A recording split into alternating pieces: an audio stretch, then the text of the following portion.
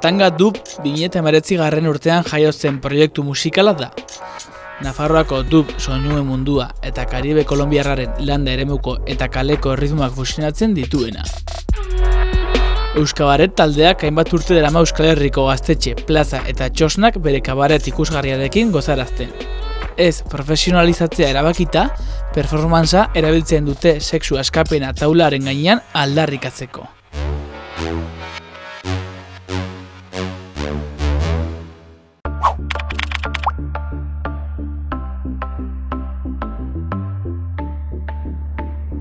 Josu Martinaiz, musikaria, Barañengoa, hemen Barañengo lanaben gaude, hau da gure estudioa, Katanga Dub taldearen egoitza. Gaur hemen agoni, Zariz, nire laguna, taldekidea, Kolonbian dagoelako, bera kolonbiarra baita. Duela 4 urte etorri zen Zariz ona, eta geroztik Katanga Dub taldea sortu genuen.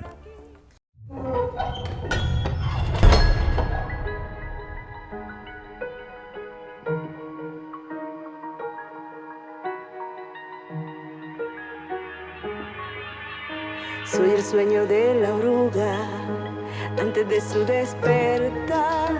Soy el agua de la bruma antes que empiece a mojar. Soy corriente en la cascada, una gota dentro del mar. No hay amarra ni cadena que me logre sujetar.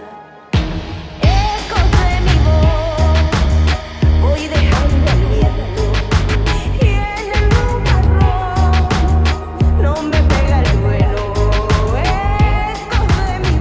Gure hastapenak desberdinak izan dira, biak leku desberdinetatik gatozelako. Nire nolabait backgrounda edo nik gaztetxeko mugimenduetatik nator, Barañengo gaztetxetik, hain zuzen ere, eta bertan, sorkuntza herrikoia landu izan dugu betianik. Hortik, AFU edo Raperos de Mauseko taldeekin beti aritu izan nintzen, estudioko sorkuntzan, eta baita ere nolabait musika ikasketekin edo teknikari ikasketekin, eta beti nolabait sortzen eta komunitatea lantzen, komunitatea sortzen eta lantzen. Horretaz gain nolabait, gero gaztetxeetatik haratago hemen gauden lekua, Barañengo lanabe espazioa sortu genuen, eta nolabait Jamaikar munduan ere sartu nintzen, Jamaikar musikaren munduan, hori izan zen ere unibertsitatea edo, eta nolabait hor bai ere sakondu genuen komunitatearen rolluan edo azkenan hemen festak egiten genituen, kontzertuak eta baita grabazio estudioa. Eta hemendik pasi izan dira musikari asko, Iseo eta Dodo, Broken Brothers, Muguruza eta asko. Zariz Falcón, Kolonbiako Los Montes de Mariatik dator. Los Montes de Maria dira kumbia eta bullerengea eta erritmo afro-karibearrak sortu ziren leku oinarrizkoena. Eta nolabait bera txikitatik ikasizun izan zuen formakuntza klasikoa, bera opera eta formazio esan dudan bezala klasikoa jaso zuen, baina nolabait ere herrian bertan egiten edo lantzen ziren kumbia, bullerenge, vallenato eta Kolonbian dauden ehundaka eta ehundaka musika superinteresgarri, nolabait ikasi izan zituen. Talde bezala 2019an jaio ginen, Iruñeko Ibaiertzean jaialdian, gainera nolabait bertako antolakuntzan ere bageunden, esan dudan komunitatea, auzoa, berrikuntza lantzen, genuen Sanduzelaiko zubipean, hor Arga ibaiaren parean, bertan antolatu genuen jaialdia, eta hor jaio ginen, momentu horretan Katanga ekosistema bezala. Bai kontzertua, baita ere Jamaikar sound systemak dakizuen bezala, soinu ekipo handiak dira, nolabait jendeak sortutakoak, eta baita ere lotu izan genuen hasieratik, soinu txirrindulekin ere, nolabait gaur egun Iruñan oso potente dagoen Reimi eta masa kritika mugimenduarekin batera, horrela sortu ginen. Eta nolabait ere betidanik sortu izan dugu, edo kudeatu izan ditugu, txirrindulak, komunitatea, jendea, bizikletak, baina beti ere nolabait ikuspegi kolombiar, eusko kolombiarretik edo. Katanga nolabait ere polisemikoa da, eta bakoitzarentzat zerbait da. Berez, Kongo, Afrikar herrialdeko zonalde bat da. Baita ere, leku askoetan pejoratiboki deitzen diote etorkin eta ejito asko dagoen auzoari. Nolabait beti deitu diote espazio edo leku estigma bat daraman edo leku bati deitzen diote Katanga, ezta? Tordan gu termino horrekin jolastu izan dugu beti. Estigmekin azkenean, arrazakeria, klasismoa eta xenofobiaren aurkako launketa horretan, ezta, gabiltzan musikarien kontzeptua edo lantzen dugu.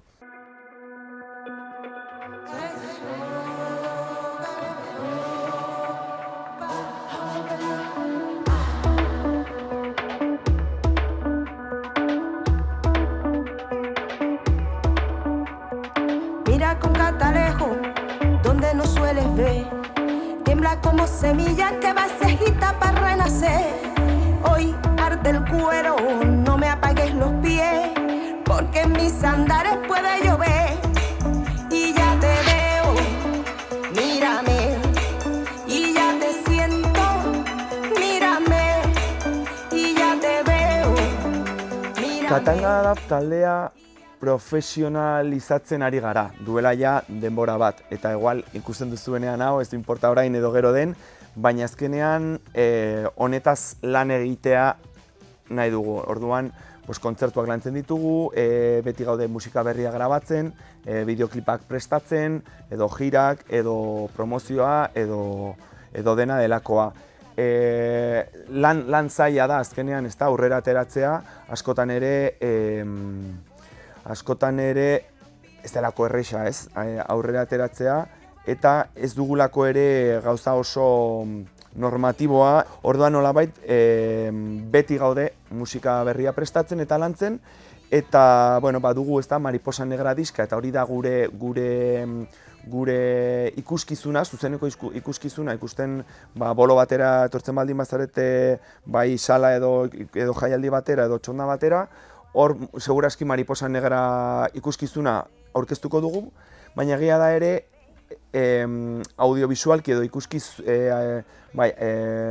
audiovisualki lantzen dugula beste unibertso bat. Deitzen dela Macondo Punk unibertsoa. Azkenean estetika hau lantzen dugu nolabiteko unibertso ukroniko bat, Kolombiar Karibean kokatua dagoena, eta kasu honetan El Sueño de la Oruga bideoklipa ikusten baduzue, nolabaiteko iragan ukroniko batean dago kokatua, non gauzak gertatu ez ziren bezala gertatzen dira, eta hor protagonismoa eta esentzia hor dute nolabait emakume afro-kolombiarrak. Proiektuaren esentzia guk ubikatzen dugu batzutan, ez da erresa askotan gauza hauek azaltzea, baina zimarronajearen kontzeptutik lantzen edo lanean ari gara. Zimarronajea da, deitzen diote, ez dakit nola esan euskeraz, esklabu ziren pertsonak ihes egiten zutenean gizarte berriak sortzen zituzten.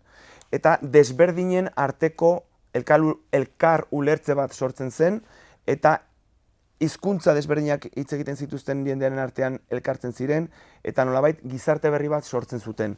Horra nolabait gu planteatzen dugu antzeko gauza bat. Desberdinen arteko elkartze bat da Katanga, eta nolabait gure mundu desberdinak elkartzen dira, eta gure gatozenetik etorkizun batera lantzen dugun gauza berriak dira, orduan horregatik estilo asko daude hor lanean. Nolabait Kolombiar Karibeko influentziak, dub jamaikarraren influentziak hor daude, eta gaur egungo musika elektronikan edozein gauza sortu alduzu, ez? Baina nolabait saiatzen gara ere gure zuzenekoan eta gure kontzeptuetan kontzeptu hipnotikoak, kontzeptu txamanikoak sartzen, kontzeptu nolabaiteko esperientzia bat bizitzea, ez, kontzertuan. Eta, aipatu duzun bezala, lantzen dugu ere nolabait dekolonialismoa edo afrofeminismoa. berriro esaten dut, pues, gizon txuri bat naiz hemen elkarrizketa egiten dagoena, baina ez da ohikoa, eta beti ere nolabait, pues, Zariz eta batzutan ere Galina Rodríguez dela beste dantzari afrokolombiar bat gurekin ikuskizunetan noizbenka dagoena, nolabait da haiek dira protagonistak eta haiek lantzen dute zimarronajearen kontzeptua eta haiek dira lantzen duten historia guztia. Ni atzera puntu edo bigarren maila batean nago, aparatuekin eta beste bigarren puntu batean, eta orduan beti da haien historia. Sorkuntza prozesuak anitzak izan daitezke. Eta askotan modu batetik edo bestetik enkaratu dezakezu sorkuntza, baina nik uste beti ere saiatzen zaren heinean legitimoa da, ez duina da. Orduan, gure kasuan, batzutan, gehienetan Zarizek letrak egite ditu eta baita ere nolabait konposizioa. Mariposa diska Santi Noriga ekoizlearekin grabatu genuen, bera multiinstrumentista da, eta ni teknikari bezala ibili nintzen. Hementxe bertan grabatu genuen, hemen atzean dituan katxarroekin. Produkzio elektronikoan ere batzutan sortu alduzu beste kontzeptutik. Hartu abesti bat, remixatu, edo soinu batetik hasi eta hortik ideia bat sortzen duzu, edo ari gara igual prestatzen DR Mirendako remix bat, edo bertsio bat egiten duzu abesti zar batetik nolabait etorrita.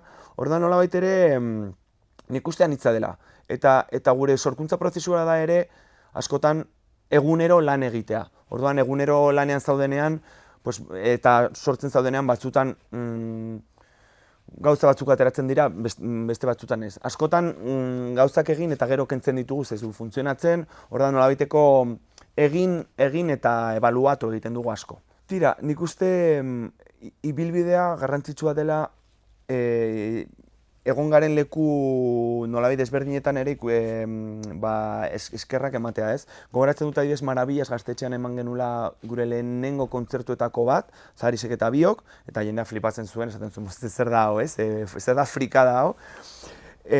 Bota edo erausi aurretik aste batzuk lehenago edo hilabete batzuk lehenago.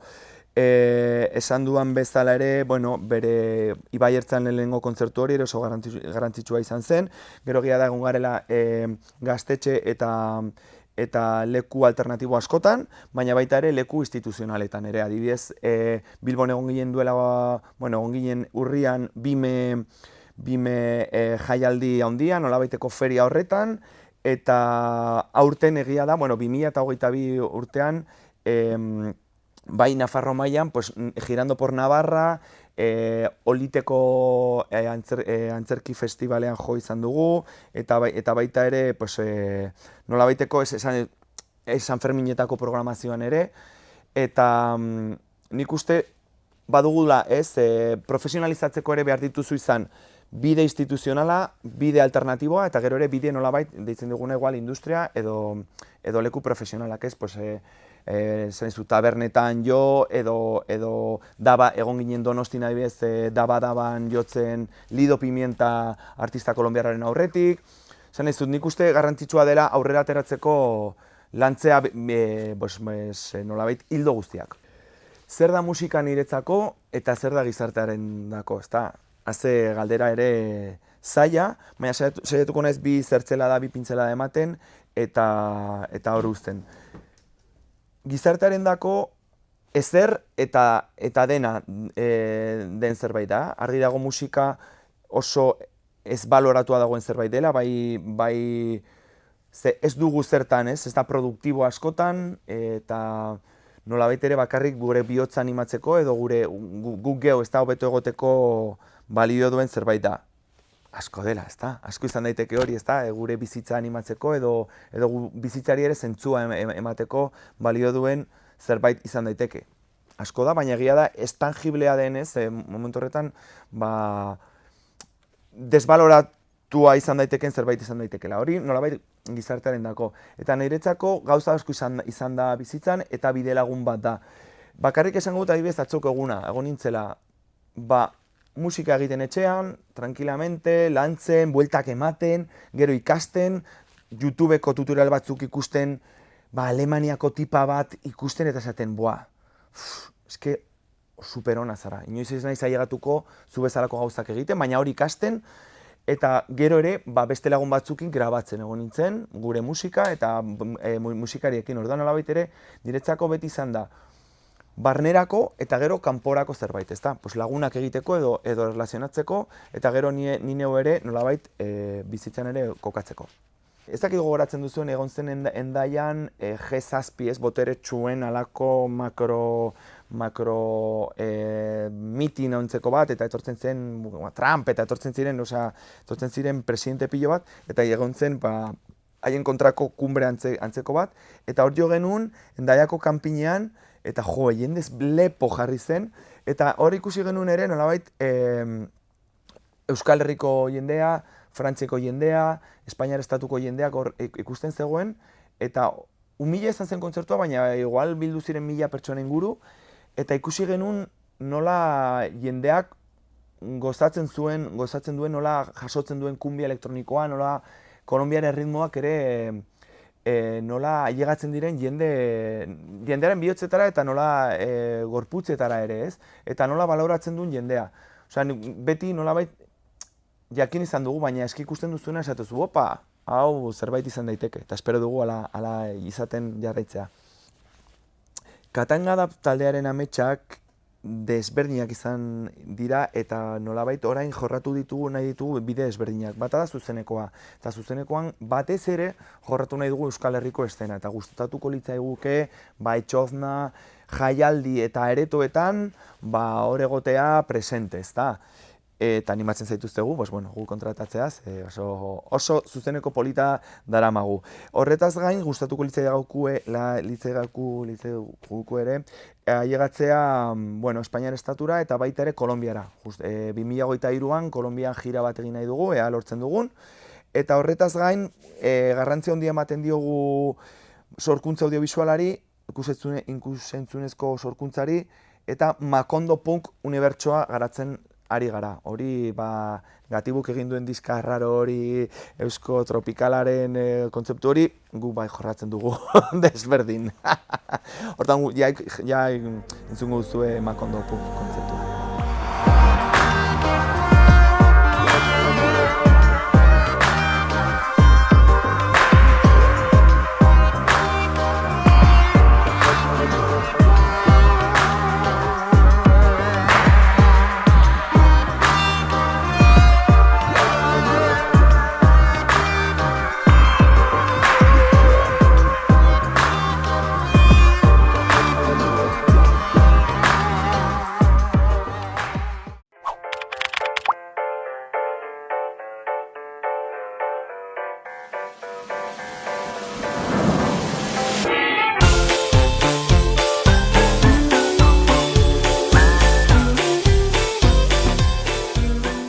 Kaixo, Wikipedia. Kaixo? Kaixo. Hemen da? Iritsi da. Zer? Euskabaret, ibiltaria. Nekaturik daudenak indar berritzeko. Oz direnak berotzeko. Tristeturik daudenak alaitzeko. Lotxatiak direnak askatzeko. Bizitza zaila dela. Bai. Eta zer, ez kezkatu. Ez nazkatu. Bizitza baita poza. Bizitza baita zorabla. Gozatu gaua. Gozatu. Euskabaretaz.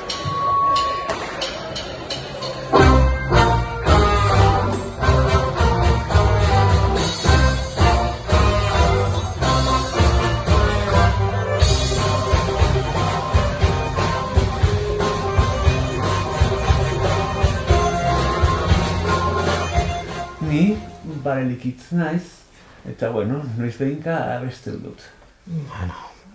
Pixka bat gehiagotan ere. Ni Madame Xoxo beltz naiz, eta Paristik etorri naiz nire aitaren bila Euskal Herrira. Ikusten banauzu aita zure bila nago. Ni Andro naiz, eta saunak asko gustatzen zaizkit. Nik esango nuke Euskabeta orain dela 11 urte hasi zela. Gutxi gora bera, bai. Bai, ez baino, badide beste bertsio batzuk ere. Izan genuen ere, pues, pandemia dela eta geldiune txiki bat, baina, bueno, behartuta. Eskerrak jarraitzen dugun orain eta luzera begira. Bai, beti aurrera. Bueno, edo atzera, edo... Aurrera atzera. Edo beti... Eskuinazk ere bai. Alde batetik, euskal kultura perbertitu nahi dugulako.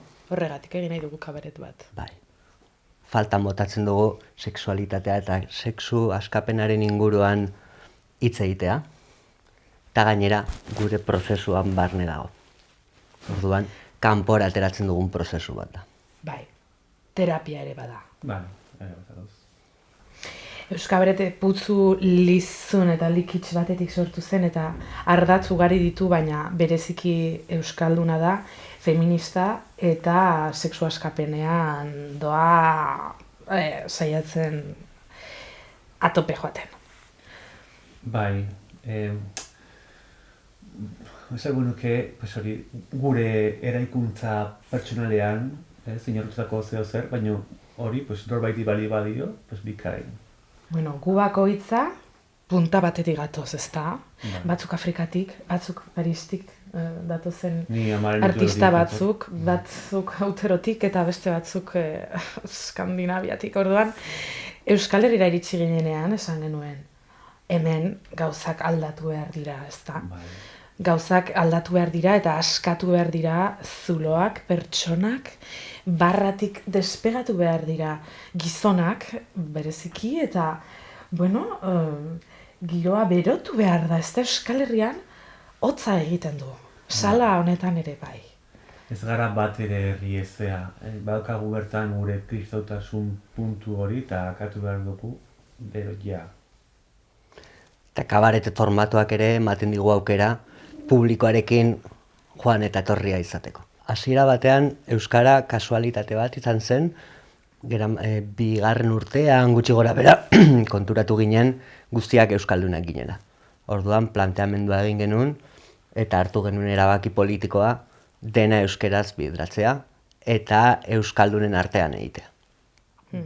Orduan Euskabareti biltarian azkenean euskera hori erabaki politiko bat izan da. Eta uste dugu ere, beste zirkuloetan eragitea ez delako gure helburua. Guk gurean sortu behar dugu gure giroa.